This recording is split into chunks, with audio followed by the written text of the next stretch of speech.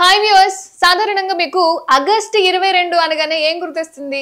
నాకైతే ఖచ్చితంగా చిరంజీవి గారు పుట్టినరోజే గుర్తొస్తుంది.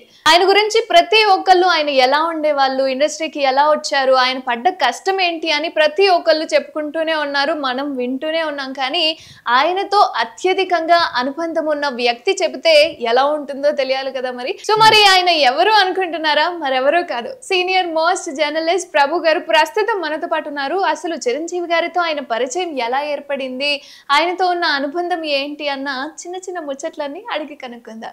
నమస్కారం సార్. నమస్తే. ఆయనతో ఉన్న అనుబంధం మీకు ఎలా ఏర్పడింది? ఇప్పటికి 36 ఏళ్ల అనుబంధంలో కొన్ని వందల సార్లు చెప్పుంటాను ఇది. అంటే మా కోసం ఒకసారి స్టార్టింగ్ చాలా పెద్ద కథ అమ్మా. అంటే కథ ఏం లేదు, ఆయన మొదటి నుంచి కూడా ఎవరైనా కొంచెం డిఫరెంట్గా ఒక యాక్టర్లు కావచ్చు, నటులు కావచ్చు, లేకపోతే కళాకారులు కావచ్చు, ఆర్టిస్టులు కావచ్చు, లేకపోతే జర్నలిస్టులు కావచ్చు, ఎవరిలో అయినా కొంచెం ప్రత్యేకమైనటువంటి ఏదైనా ప్రతిభ టాలెంట్ కనిపించింది అంటే వెంటనే అభినందించడం అనేటువంటిది అది ఆయనకు ఈరోజు తెచ్చిపెట్టుకున్నది కాదు, ఆనాటి నుండి ఆయనతో వస్తున్నటువంటి గొప్ప సంస్కారం అది. కాబట్టి నేను జర్నలిస్ట్గా 88లో నేను కెరీర్ స్టార్ట్ చేసినప్పుడు నేను ఒక మంచి ఆర్టికల్ చిరంజీవి గారి బర్త్డేకి రాయటం జరిగింది. నేను జర్నలిస్ట్గా వచ్చిన 2 నెలలు అప్పటికి నా వయసు. నేను 1988 మేలో నేను జర్నలిస్ట్ని అయితే ఆగస్టులో ఆయన బర్త్డే వస్తే దానికి ఒక స్పెషల్ ఆర్టికల్ రాయమంటే అప్పుడు ఆర్టికల్స్ రాసి పంపిస్తే ఆ ఆర్టికల్ చదివి ఆ రోజు నా చిరంజీవి గారు చాలా బాగుంది, ఎవరి ప్రభు అని చెప్పి 2 నెలలకే ఆయనతో మీకు పరిచయం ఏర్పడింది. అదే ఇప్పుడు చదివిన తర్వాత అనమాట. అంటే పరిచయమే లేదు, ఆర్టికల్ రాసా. ఆ ఆర్టికల్ చదివి ఆయన వెంటనే ఈ ప్రభు ఎవరు, ఇతను అడ్రస్ కావాలని చెప్పేసి నా నెంబర్ నాకు అడ్రస్ తీసుకొని నాకు లెటర్ రాశారు. ఆ తర్వాత ఆయన హైదరాబాద్ వచ్చినప్పుడు ఆయన కలవటం జరిగింది. అప్పటి నుంచి మా అనుబంధం కొనసాగుతుంది. కాబట్టి అది మాది అక్షరానుబంధం అనుకోవాలి. సార్ అంటే నేను విన్నది ఏంటి అంటే చిరంజీవి గారు మిమ్మల్ని ఒకసారి తిట్టారు అన్న విన్నాను. అంటే మిమ్మల్ని రీసెంట్ గా చాలా ట్రెండింగ్ అయిన విషయం ఏంటి అంటే చిరంజీవి గారు మిమ్మల్ని మీ ఆరోగ్యం మీద శ్రద్ధ తీసుకొని మరి ఆయన మిమ్మల్ని తిట్టారు అంటే ఏంటా, నేను కంగారు పడ్డాను కదా.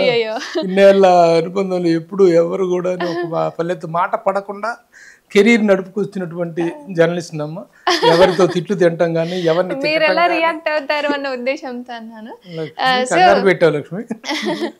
సో మిమ్మల్ని ఎందుకు ఇంకా చెక్ చేయించుకోవట్లేదు అని శ్రద్ధ తీసుకొని మీ ఆరోగ్యం మీద, సో మీరు వెళ్ళండి చెక్ చేయించుకోండి అని చెప్పారని విన్నాను. అసలు ఏం జరిగింది, చిరంజీవి గారికి ఈ విషయం ఎలా తెలిసింది, ఆయన మిమ్మల్ని ఎలా అప్రోచ్ అయ్యారు అనేది? సాధారణంగా చిరంజీవి గారు ఎవరికి ఏదైనా చిన్న ఇది జరిగిందని తెలిసినా సరే ఆయన చాలా శ్రద్ధ తీసుకుంటారు. నా విషయమే కాదు, చాలా మందికి ఆరోగ్యం విషయంలో కూర్చుని మాట్లాడే విషయాల్లో ఫస్ట్ హెల్త్ ఎలా ఉంటుంది, ఇంట్లో వాళ్ళ పెద్దవాళ్ళ హెల్త్ ఎలా ఉంటుంది అనేటువంటిది ఆయన అడిగే క్వశ్చన్ ప్రశ్న ఒకటి. గతంలో కూడా మన మోహన్ గోటేటి సీనియర్ జర్నలిస్ట్ ఉన్నాడు, వాళ్ళ మిసెస్కి బాగలేదన్న విషయం తెలిస్తే ఆయన అలాగే కోప్పడి నాకు చెప్పాలి కదా అని చెప్పేసి ఆయన చాలా ఆ విషయం మీద స్పందించి చాలా గొప్పగా వాళ్ళకి హెల్ప్ చేయడం జరిగింది. అలాగే మొన్న నాన్న ఊరక జనరల్ చెకప్కి వెళ్ళాను. నాకేమీ అనారోగ్యం కాలేదు, స్ట్రోక్ రాలేదు, ఏమీ లేదు. ఆ మధ్య వరుసగా మా గురువు గారు దాసరి నారాయణరావు గారి జయంతి ఉత్సవాల కార్యక్రమాన్ని మొత్తాన్ని భుజాల మీద వేసుకొని నేను ఆ కార్యక్రమాన్ని చాలా ఘనంగా శిల్పకళా వేదికలో నిర్వహించాను, చాలా మంది సినీ ప్రముఖుల సమక్షంలో. ఆ కార్యక్రమం మొత్తానికి లీడ్ తీసుకుంది నేనే. ఆ సందర్భంగా చాలా స్ట్రెయిన్ అయ్యాను నేను, అంత పెద్ద ఫంక్షన్ చేయటం అనేటువంటిది. అలాగే అంత వృత్తిపరంగా సుమన్ టీవీలో కూడాను ఇంటర్వ్యూస్ బిజీగా ఒక 4-5 మంత్స్ నుంచి చాలా బిజీగా ఉన్నాను. మీరు ఎప్పుడు సార్ బిజీగా లేకుండా ఉన్నారు? ఎప్పుడు ఏదో ఒక పని చేసుకుంటూ జర్నలిజంలో కావచ్చు, ఇండస్ట్రీలో కావచ్చు మెలుగుతూ ఉన్నారు. Thank you. అయితే అన్ని రోజు బాగా స్ట్రెయిన్ అయ్యాను కదా, ఒకసారి జనరల్ చెకప్ చేయించుకుందాం అని చెప్పి హాస్పిటల్కి వెళ్ళి జనరల్ చెకప్ చేయించుకుంటూ ఆ జనరల్ చెకప్లో ఇది బయటపడింది, యాంజియో 80% బ్లాక్ ఉంది, యాంజియోగ్రామ్ చేయించుకుంటే 80% బ్లాక్స్ ఉన్నాయి, బైపాస్ సర్జరీ చేయాలి అన్నారు. మా ఫ్యామిలీ వాళ్ళు కంగారు పడ్డారు, మా మిస్సెస్ కంగారు పడ్డారు. సరే చేయించుకుందాంలే అనుకున్నాను. హాస్పిటల్ నుంచి డిశ్చార్జ్ అయ్యి వస్తూ కారులో కూర్చొని ఒక చిరంజీవి గారికి ఆ రిపోర్ట్ పంపించా. Sir this is my angio report, నాకేమైనా బైపాస్ చేయాలంటున్నారు, ఎవరికైనా సజెస్ట్ చేయగలరా, బెస్ట్ డాక్టర్కి కొంచెం ఎందుకంటే ఆయనకి డాక్టర్స్ చాలా పెద్ద సర్కిల్ ఉంది, ఎవరికైనా సజెస్ట్ చేయగలరా సార్ అని చెప్పి ఒక మెసేజ్ పెట్టా. అంతే నేను చేసింది. అంతే వెంటనే ఫోన్ చేసి నీకేమన్నా అసలు బుర్ర ఉందా, నీకు ఇద్దా హెల్త్ అనుకున్నా ఏమనుకుంటున్నావు, ఎక్కడున్నాను అర్జెంటుగా సార్ ఇట్లా సార్ అర్జెంటుగా రా విశ్వంబరా సెట్కి రా అన్నారు. సెట్లో ఉన్నాను రా అన్నారు. అంటే వెళ్ళాను. వెళ్ళిన తర్వాత అప్పటికి నేను వెళ్ళేటప్పటికి ఆయన వెళ్ళిపోయారు. అయ్యో అంటే ఆ ట్రాఫిక్ జామ్లో ఇరుక్కొని నేను వెళ్ళేటప్పటికి ఆ సెట్లోకి అంటే కొన్ని వేల మంది జూనియర్ ఆర్టిస్టులు ఇలా సెట్లోంచి బయటకు వస్తున్నారు. నాకు కారు పార్కింగ్ దొరికి నేను వెళ్ళేటప్పటికి ఆయన వెళ్ళిపోయారు. ఎందుకు వెళ్ళిపోయారంటే నన్ను రమ్మని చెప్పారు కానీ ఆయన వెళ్ళిపోయారు. ఎందుకంటే అవతల పవన్ కళ్యాణ్ ఇంటి దగ్గర లంచ్ కోసం వెయిట్ చేస్తున్నారంట. సరే ప్రభు వస్తే ఇమీడియట్గా భోజనం చేయించండి రాజా రవీంద్రతో చెప్పి భోజనం చేయించి తనని స్టార్ హాస్పిటల్కి పంపించండి దగ్గర ఉండి నేను ఫోన్ చేసి చెప్తా అని చెప్తే అప్పుడు భోజనం ఉద్యమం అయ్యో మళ్ళీ సార్ మమ్మల్ని తిడతారు నువ్వు భోజనం చేసి వెళ్ళాల్సిందని చెప్పి ఆయన ఫాలో అప్ అలా ఉంటుంది. భోజనం చేసేసి అప్పుడు నేను స్టార్ హాస్పిటల్ తీసుకెళ్తే స్టార్ హాస్పిటల్లో డాక్టర్ గోపీచంద్ గారికి రెఫర్ చేయడం జరిగింది. Super sir. చేసి ఆయన వెంటనే హాస్పిటల్ మొత్తం ప్రభుకు ఎట్లా హెల్త్కి సంబంధించింది ఏదైనా సరే మీరు టేకప్ చేయండి అని చెప్తే అప్పుడు వాళ్ళు బైపాస్ అవసరం లేదు ఓన్లీ స్టంట్ వేస్తే సరిపోతుంది అని చెప్పేసి స్టంట్ వేయటం జరిగింది. ఇది జరిగింది. మొత్తానికి ఈ విధంగా తిట్టించుకున్నారు. సో ఇది ఆత్మీయ అనుబంధ తిట్లు అన్నమాట. కొన్ని ఇలా అమ్మా నాన్నలు తిట్టే అనుబంధాలు ఉంటాయి కదా, అలా ఆ రకంగా మిమ్మల్ని మందలించారు. హాస్పిటల్ వాళ్ళు ఒక కొటేషన్ ఇచ్చారు. ఓకే. ఇచ్చిన తర్వాత ఆ కొటేషన్ పెట్టుకొని కూర్చున్నాను. సరే చేయించుకుందాము ఎలా ప్రొసీడ్ అవుదాం అనేటప్పటికి మళ్ళీ చిరంజీవి గారి దగ్గర నుంచి ఫోన్ ఏంటి ఏమైంది అన్నారు. సార్ ఇట్లా కొటేషన్ ఇచ్చారు సార్ పెద్ద అమౌంట్ కొటేషన్ ఇచ్చారు సార్ ఇన్సూరెన్స్ ఉందా అన్నారు.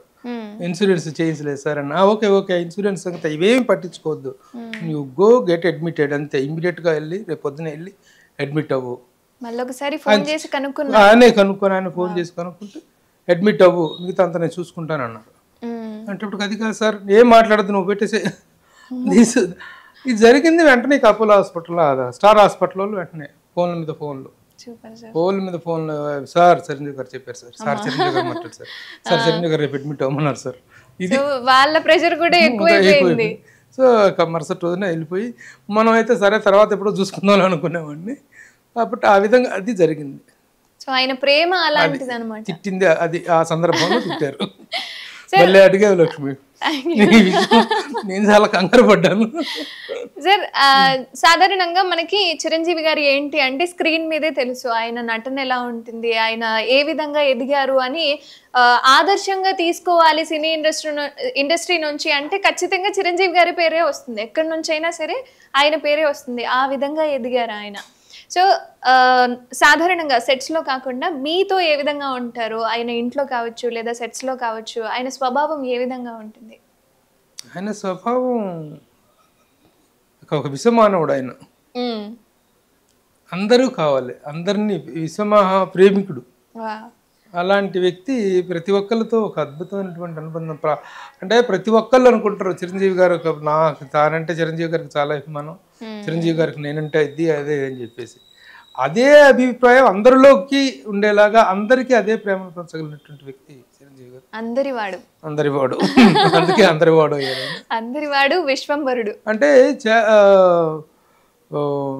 ఒక యాక్టర్గానే కాదు ఒక గ్రేట్ హ్యూమన్ బీయింగ్గా how best I can be అనేటువంటిది అనుక్షణం తాను తడుముకొని చూసుకునేటువంటి వ్యక్తి చిరంజీవి గారు.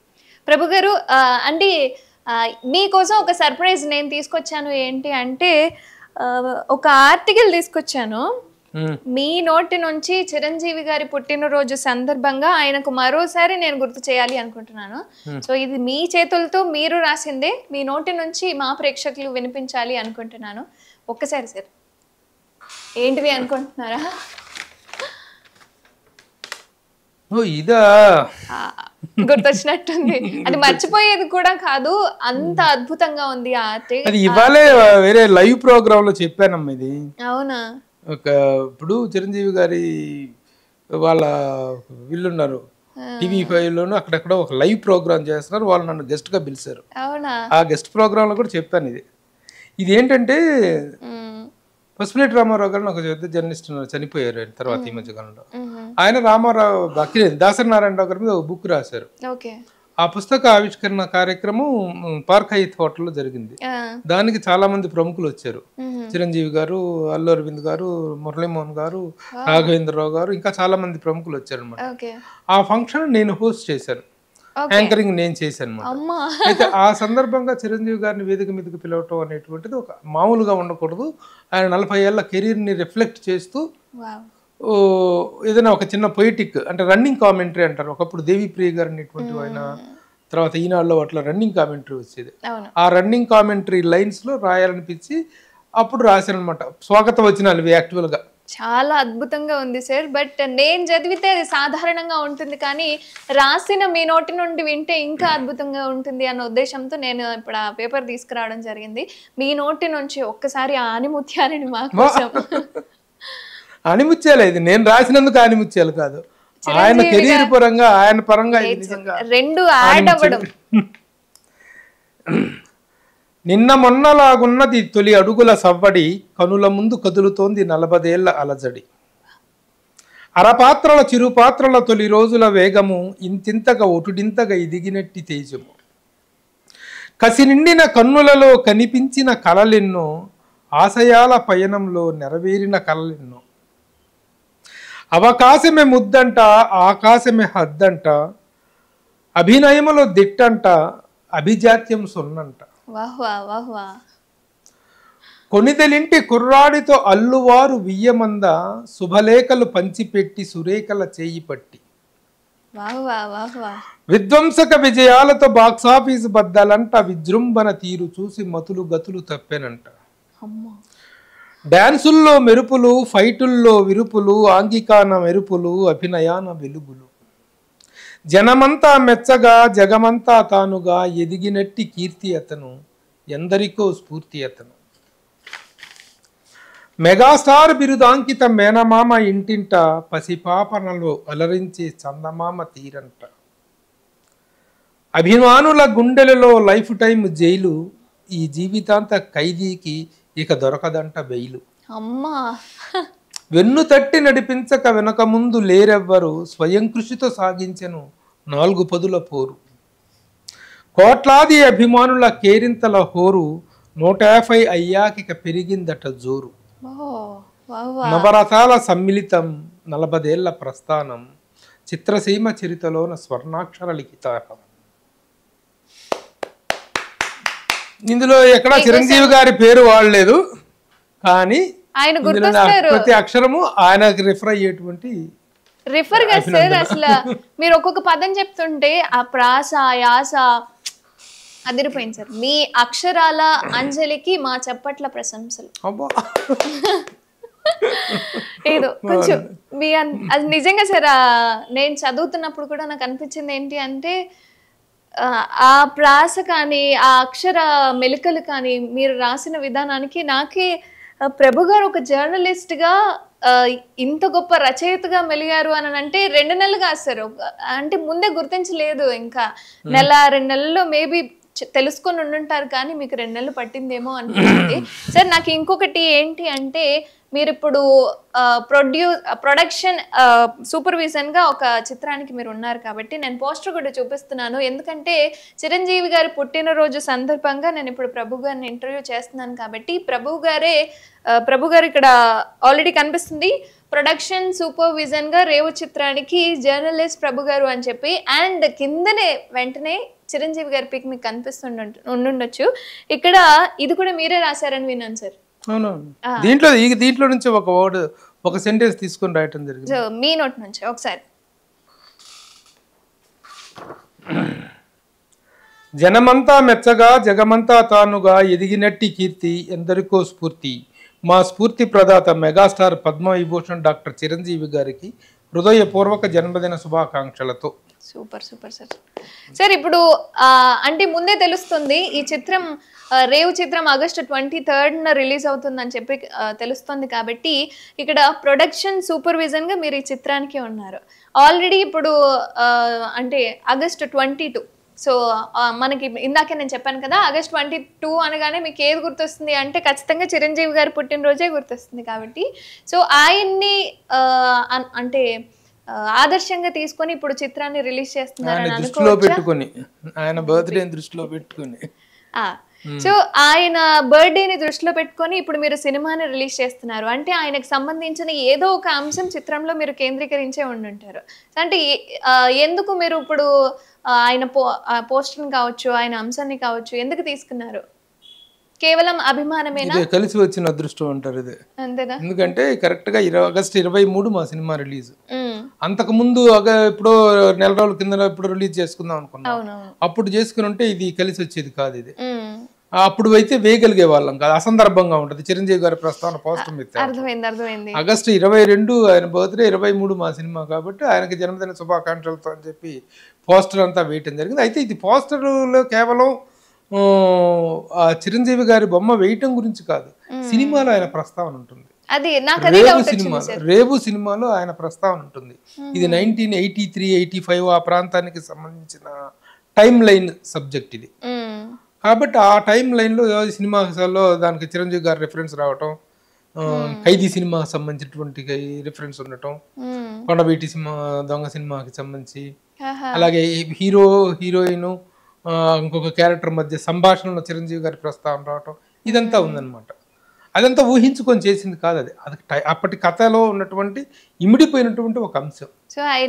కాబట్టి అందుకని ఇది కూడా బర్త్డే కూడా కలిసి రావడంతో అలా ఆయనకి జన్మదిన శుభాకాంక్షలు తెలియజేస్తున్నట్టుగా ఉంటుందనేటువంటి దీంతో చేయటం జరిగింది. అది కూడాను ఈ డైరెక్టరు, ఈ టీమ్ అంతా కూడాను, ఇందులో నటించిన నటీనటులు కానీ, డైరెక్టర్ కానీ, కెమెరామెన్ కానీ వీళ్ళందరూ డై హార్డ్ ఫ్యాన్స్ ఆఫ్ ఈ చిత్ర నిర్మాత మురళి గారు. దీనికి ప్రొడక్షన్ ఎగ్జిక్యూటివ్ ప్రొడ్యూసర్ రాంబాబు, సినీ జోష్ పత్రిక అధినేత రాంబాబు. ఆ రాంబాబు అంటే చిరంజీవి గారికి చాలా చాలా ఇష్టం.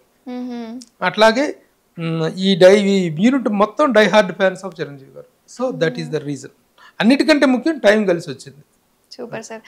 నాకు అదే డౌట్ వచ్చింది సార్. అంటే నేను పోస్టర్ చూడగానే పైన చిరంజీవి గారి ప్రస్తావన వచ్చింది కాబట్టి ఇన్నర్ ఆఫ్ మూవీలో కూడా చిరంజీవి గారు ఉన్నారా, లేదా సందర్భం వచ్చింది కాబట్టి ఏదో సినిమా కంటెంట్ లో ఆయన ఉండటం ఒకటి, same at the same time birthday కలిసి రావటం ఒకటి. This is the reason. Sir, Chiranjeevi గారితో మీకున్న అనుబంధం ఏదైతే ఉందో, మాకు ఎప్పుడు మేము స్క్రీన్ మీద చూడటం కానీ, లేదా ఎప్పుడైనా కనిపిస్తే పలకరించడం కానీ, అంటే సెల్ఫీ కోసం ఎదురు చూడటం కానీ, ఇలాంటి ప్రస్తావన అనేది జరుగుతూ ఉంటుంది.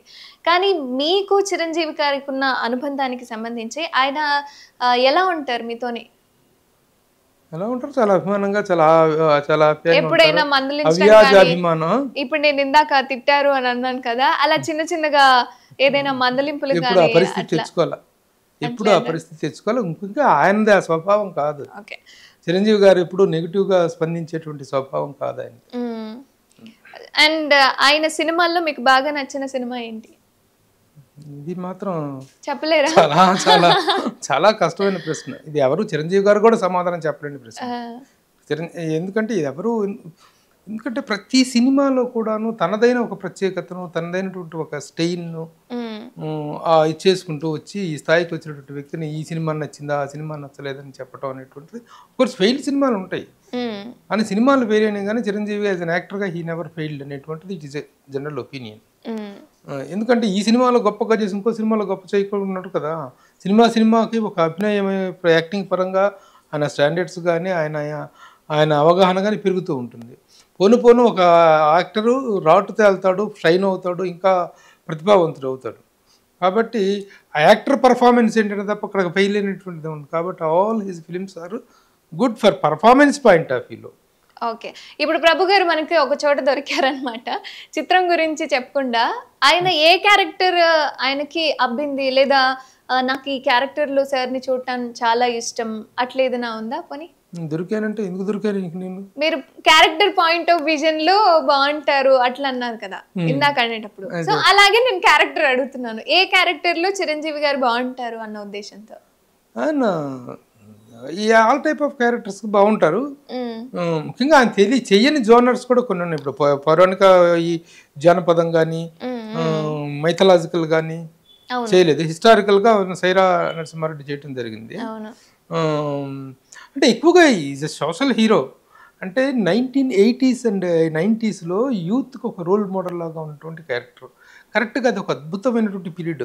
80s అండ్ 90s అనేటువంటి ఏంటంటే అన్ని విధాలుగా ట్రాన్స్మిషన్, సమాజమే ఒక గొప్ప మార్పులోకి వెళ్ళిపోయినటువంటి period, greatest period of our times మనం అనుకుంటాం. కానీ అంతకుముందు cinema 60s 50s golden period, Telugu cinema స్వర్ణయుగం అని అంటారు. తెలుగు సినిమా స్వర్ణయుగం అది అయితే కావచ్చు, మంచి సినిమాలు ఒక ఇదైనటువంటి అద్భుతమైనటువంటి పీరియడ్ అది కావచ్చు. కానీ 80s అండ్ 90s అనేటువంటి ఇప్పుడున్న జనరేషన్కి కొంచెం దీనికి వెళ్తే ప్రీవియస్ జనరేషన్కి మధ్య ఒక సంధియుగం లాంటిది. ఆ సంధియుగంలో ఆ రైజ్ అయినటువంటి ఎమర్జ్ అయినటువంటి ఒక మెమరబుల్ స్టార్ చిరంజీవి గారు. అదే సార్, ఒక ల్యాండ్ మార్కింగ్ అనమాట, game changer. Is a game changer అనే సినిమా ఇప్పుడు రామ్ చరణ్తో కొడుకు హీరోగా వస్తుంది అని ఈయన ఏ రోజో గేమ్ చేంజర్. ఈయన గేమ్ చేంజర్, ఆ సినిమాలో క్యారెక్టర్ వరకే సంబంధం ఏమో. చిరంజీవి గారు is the game changer of the entire Telugu film ఇండస్ట్రీలో. ఒక విప్లవాత్మకమైనటువంటి మార్పుని, స్పీడ్ని తెచ్చినటువంటి స్టార్. నిజంగా సార్. అంటే ఇప్పుడు చిన్న స్థాయి నుంచి పెద్ద స్థాయి, అంటే అసలు స్థాయి అనేది ఉంటుందా అన్న ఉద్దేశంతో ఇప్పుడు ఆయన ఆ పొజిషన్ లో ఉన్నారు. మొత్తం ఇండస్ట్రీ మొత్తానికి ఒక మెయిన్ రోల్ ఆర్ఎల్స్ మెయిన్ లీడ్ ఎవరు అని అంటే ఖచ్చితంగా మనకి ఇప్పుడు మనం ఎప్పుడైనా ఇండస్ట్రీలోకి వెళ్తున్నాము అంటే చిరంజీవి గారు అన్న. అంటే చిరంజీవి గారు అవుట్ ఆఫ్ ద బాక్స్ వచ్చి చేసిన సినిమాలు ఏంటంటే, అవుట్ ఆఫ్ ద బాక్స్ అంటే ఏంటంటే ఆయనకున్నటువంటి మ్యాట్రినీ ఐడాల్ అంటే అదొక అద్భుతమైనటువంటి ఇమేజ్ పొజిషన్. ముఖ్యంగా మ్యాట్రినీ ఐడాల్ అనేటువంటి పదం 1930s to 60s బాగా విపరీతంగా పాపులర్ అయింది. మ్యాట్నీ షో అంటారనమాట. మ్యాట్నీ షో అంటే పగలపూట వేసేటువంటి చేసే ప్రదర్శన మ్యాట్నీ షో అంటారు. అందులో నుంచి వచ్చినటువంటి మ్యాట్నీ ఐడాల్ అనేటువంటి పదం. అదే కాకుండా ఎక్కువగా ఆడవాళ్ళకి విపరీతంగా నచ్చేటువంటి ఒక మ్యాన్లీ స్టార్ అని అర్థం మ్యాట్నీ ఐడాల్ అంటే. ఇప్పటికి కూడా ఆయనకి వయస్సుతో సంబంధం లేకుండా మ్యాట్నీ ఐడాల్ అనే పదానికి అర్థం అది. ఆ విధంగా 1980s and 90s ఆయన ఒక ఉధృతి, ఒక మహోద్ధృత తరంగం లాగా వచ్చినటువంటి ఆ సందర్భం అనేటువంటిది. ఆ సందర్భంలో నెంబర్ ఆఫ్ క్యారెక్టర్ చేశారు. కమర్షియల్ స్టామినా ఏంటి, what is the current potential of a commercial star. ఆ రోజుల్లోనే బిగ్గర్ దాన్ బచ్చన్. ఇండియాలో the top star of Indian screen అంటే బచ్చన్ గారు, అమితాబ్ బచ్చన్, ఇండియా మొత్తం అప్పటి కాదు. కానీ ఆ బచ్చన్ గారి కంటే పెద్ద అని చెప్పేసి, బిగ్గర్ దాన్ బచ్చన్ అని చెప్పేసి ఇండియా టుడే లాంటి ఒక నేషనల్ మ్యాగజైన్ రాసింది అంటే దట్ వాజ్ హిజ్ స్టామినా. నిజం సార్. అంటే ఈ రోజు ఇప్పుడు తెలుగు ఇండస్ట్రీ అనేది ఇంతగా ఎదిగింది అన్న దానికి కూడా కారణం ఒకంత ఇప్పుడు చిరంజీవి గారనే చెప్పుకోవచ్చు. మన పొజిషన్ ఎక్కడి నుంచి ఎక్కడికి వచ్చింది అనేది, ఎంతమంది స్టార్లు వస్తున్నా సరే చిరంజీవి గారి తర్వాతే అన్న ఆ థాట్ ఉంటుంది. మాట్లాడుతున్నా నవ్వు వస్తుంది లక్ష్మి. ఎందుకు సార్? మాట్లాడుతున్న సబ్జెక్ట్ ఏమో చాలా పెద్ద సబ్జెక్ట్ చిరంజీవి. నీవు నింగ్ డింగ్ డింగ్ అంటే ఇంత ఉన్నావు, తింటున్నావా లేదో కూడా తెలియట్లేదు. తింటాను సార్. అందరు మాట్లాడుతున్న టాపిక్ పెద్ద టాపిక్. ఈ మాట్లాడే మాటల్లో అందరు బుర్రలు తింటాను ఫస్ట్. Very good. కాకపోతే ఏంటంటే చిరంజీవి గారి గురించి ఎవరు మాట్లాడినా, ఏది మాట్లాడినా ఒక పాజిటివ్ వైబ్రేషన్ మాత్రమే వస్తుంది, పాజిటివ్ వే మాత్రమే వస్తుంది. నిజం సార్. ఇప్పుడు మీ నుంచి చిరంజీవి గారితో ఉన్న అనుబంధానికి సంబంధించి ఆయన ఎలా ఉంటారు ఏంటి అనేది మీకు స్పష్టంగా తెలుసు. సో ఇండస్ట్రీకి రావాలి అనుకునే వాళ్ళు చాలా మంది ఉన్నారు. ఈవెన్ ఆయన్ని ఆదర్శంగా తీసుకొని ఇండస్ట్రీలోకి వచ్చి నిలబడి ఎదిగిన వాళ్ళు చాలా మంది ఉన్నారు. సో ఆయన నుంచి ఏం నేర్చుకోవచ్చు అని ఒక విషయం ఒక మాటలో మాకు ఆయన స్వభావం కావచ్చు, లేదా ఆయనలో ఉన్న క్యారెక్టర్. ఒక వ్యక్తి సాధారణమైన ఒక హీరో, ఒక చిన్న హీరో స్థాయి నుంచి మెగాస్టార్ దాకా ఎదగటం వెనుక ఏదో ఒక పర్టికులర్ కారణం ఉండదు. So many reasons will help for the buildup of a character, for the buildup of a career. Chiranjeevi garu అనేటువంటి ఒక కాంప్రహెన్సివ్, సమగ్రమైనటువంటి ఒక వ్యక్తిత్వం ఆవిష్కరించబడాలంటే సో మెనీ రీజన్స్. కాబట్టి ఏది చెప్తారు మీరు అనేటువంటిది కరెక్ట్ కాదు. ఆయనలో ఉన్నటువంటి హార్డ్షిప్, ఎందుకంటే స్వయం కృషికి సంకేతం, ద ఎంబాడిమెంట్, స్వయం కృతికి మానవ రూపం చిరంజీవి అనేటువంటిది అందరూ ఒప్పుకున్నటువంటిది, తెలిసినటువంటి ప్రూవ్డ్ ఫ్యాక్ట్. మరి ఆ స్వయం కృషి అంతకు మించిన పెద్ద క్వాలిటీ ఉంటుంది అంతకుముందు. ఎందుకంటే తనను తాను చెక్కుకున్న శిల్పి తను. He moulded himself. కేవలం ఏదో సినిమా వచ్చేసి సక్సెస్ పోటాల వల్ల ఆయన మెగాస్టార్ అయిపోలే. ఖైదీ సినిమా సూపర్ డూపర్ హిట్ అవగానే ఆయన మెగాస్టార్ అయిపోలే.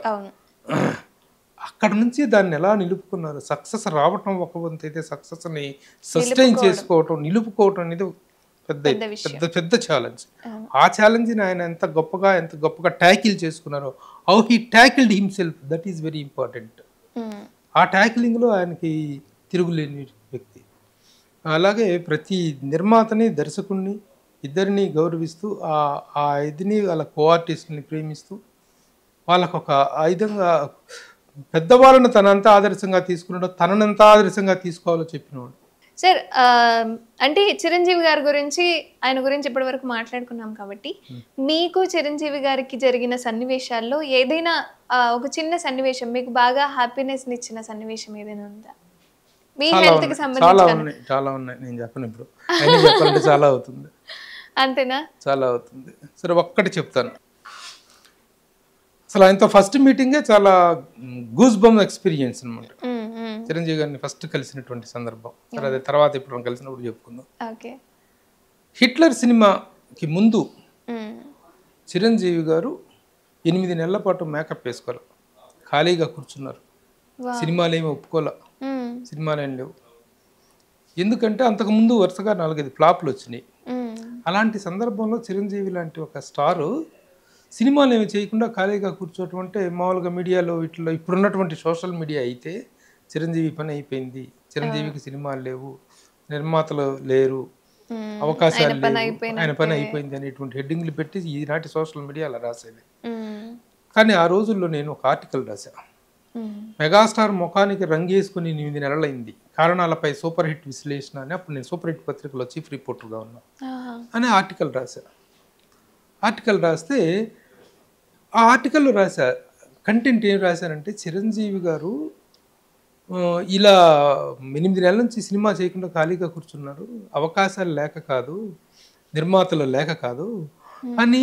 ఏ సినిమాలు చేసినా ఇన్ని సినిమాల తర్వాత 100కు పైగా సినిమాలు చేసిన ఈ తరుణంలో మళ్ళీ ఏ క్యారెక్టర్ చేసినా అది రిపీట్ అవుతుందేమో, పునరావృతం అవుతుంది, సరైనటువంటి సబ్జెక్టు దన్నైన సబ్జెక్టు సరైన దొరక్కపోవటం వల్ల వెయిట్ చేశాడు తప్ప ఇట్స్ నాట్ బికాస్ దట్ ఏదో సినిమా అంటే కొబ్బరికాయ కొట్టినరోజు కోట్లు గుమ్మరిచ్చేటువంటి నిర్మాతలు ఉన్నటువంటి బయ్యర్లు బీయింగ్ సిస్టమ్ వచ్చినటువంటి సందర్భాలు, కోట్లు గుమ్మరిచ్చేటువంటి స్టామినా ఉన్నటువంటి ఒక స్టార్ అలా ఖాళీగా కూర్చున్నాడంటే అది ఎంత గొప్ప నిర్ణయం. అది ఆ నిర్ణయం తీసుకున్నాడు ఆయన.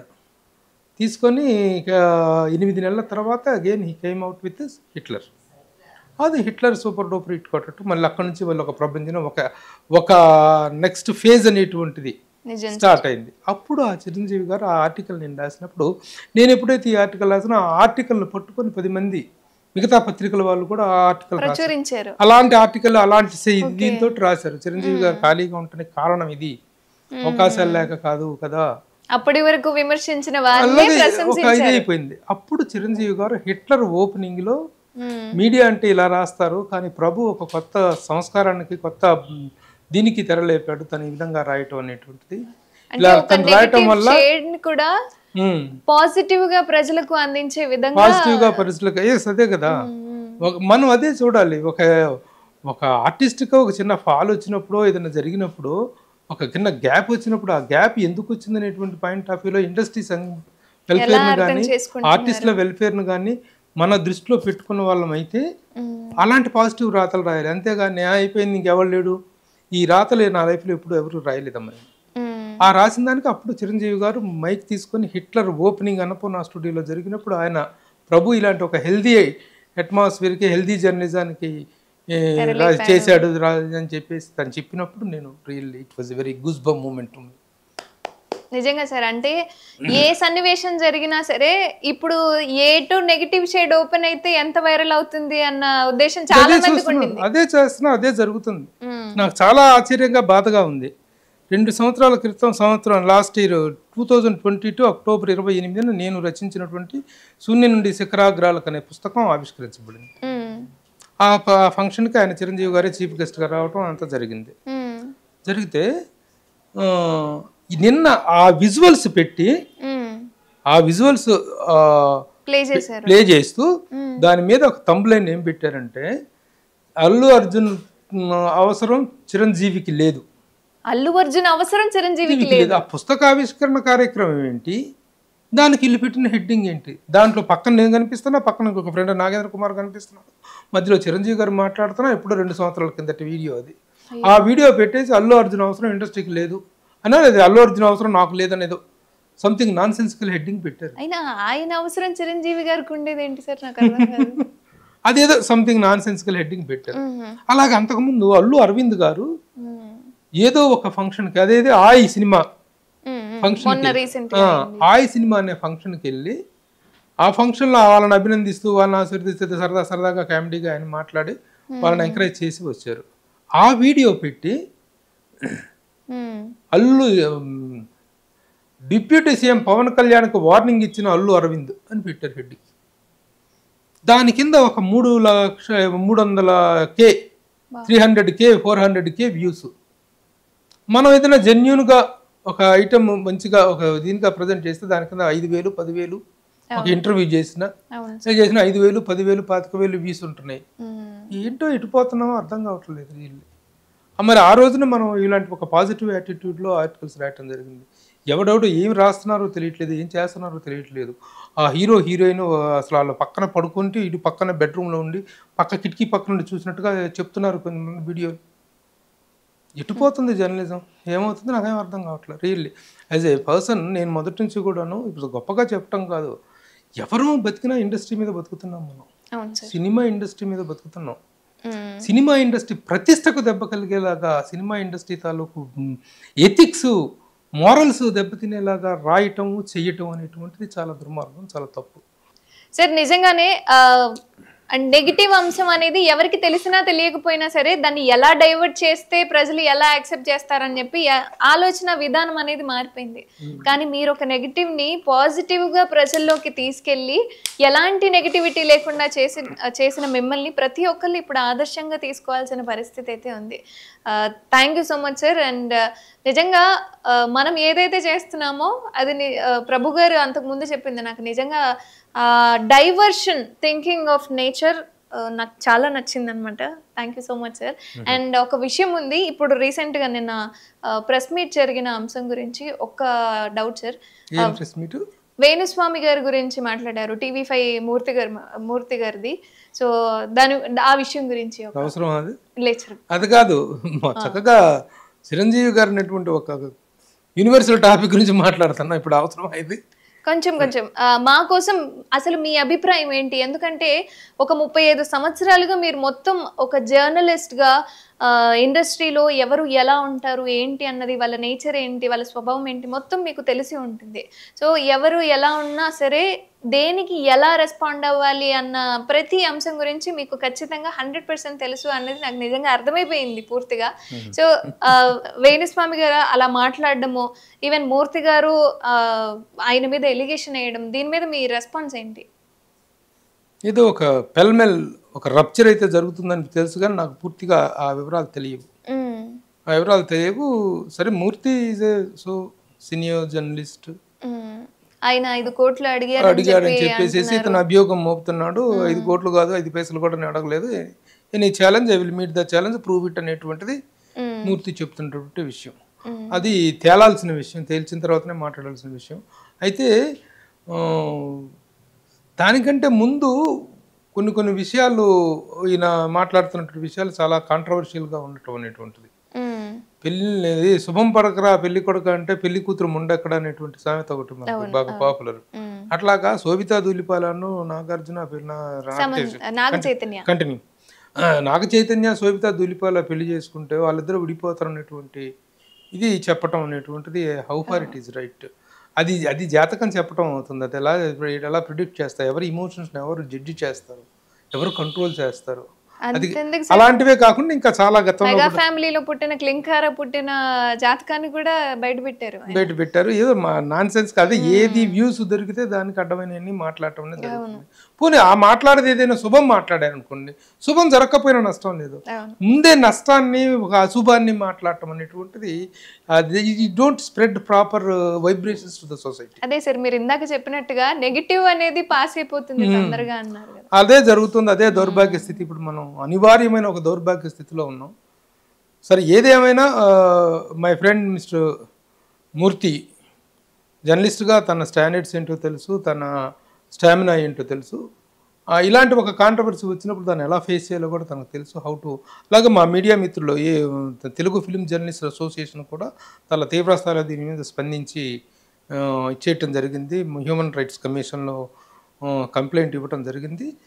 బట్ ఎవరైతే రాంగ్ వేలో ఉన్నారో వాళ్ళు దాని తాలూకు పనిష్మెంట్ను, దాని తాలూకు రిజల్ట్ను తప్పకుండా తీసుకోవాల్సినటువంటి పరిస్థితి ఉంటుంది.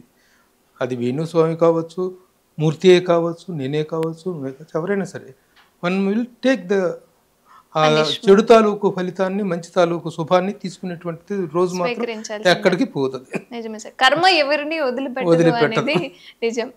సో చివరిగా మా ఛానల్ నుంచి మీ నోటి నుంచి ఆనిముత్యాలు సారీ రిపీట్ అదే శుభాకాంక్షలు చెప్పమని చెప్పేమని అనుకున్నాను సార్.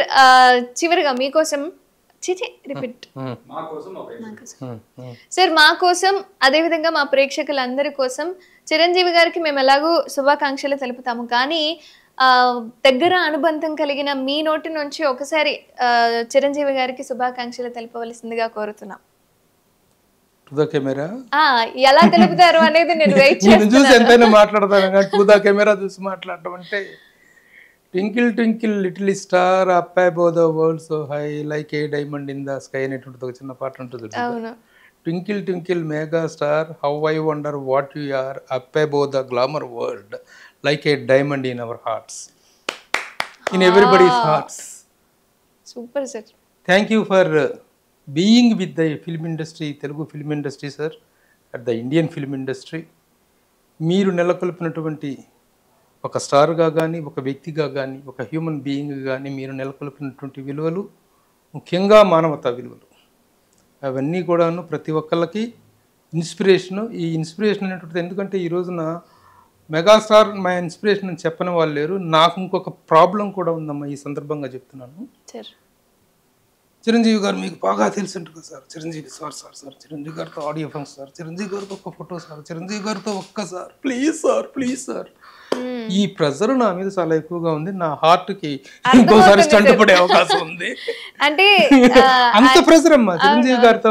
చిరంజీవి గారికి ఎవరు తెలుసున్న తోకలు తోకలు తోకలు తోకలు ఆ రిలేషన్స్ కొన్ని వందల మంది మీద గల ప్రతి ఒక్కళ్ళకు తెలిసిన ప్రతి అక్కడ గేట్ లో పనిచేసే కుర్రోడికి కూడా ఈ ప్రెజర్ ఉంటుంది.